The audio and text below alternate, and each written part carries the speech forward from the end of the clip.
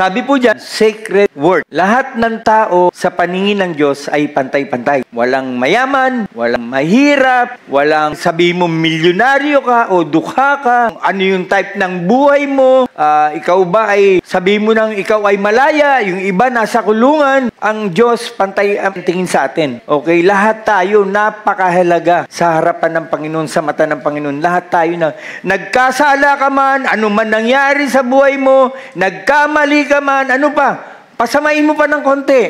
Loko ka man, adik ka man. Kapatid, ito yung maganda sa Diyos. Pantay-pantay yung pagtingin niya sa atin. Siya ay namatay para sa lahat ng tao. Kaya nga, tingnan niyo yung kwento. Ano nangyari? Dumaan yung pari na Hudyo. Nung makita niya yung binugbog, iniwasan. Dumaan yung Libita. Nung nakita yung mama, iniwasan. Pero pagdaan yung Samaritano, hindi niya man kilala, isa man siyang Samaritano. Ibig sabihin po, hindi po siya pure na Hudyo. Meron siyang lahi, pero tinulungan niya.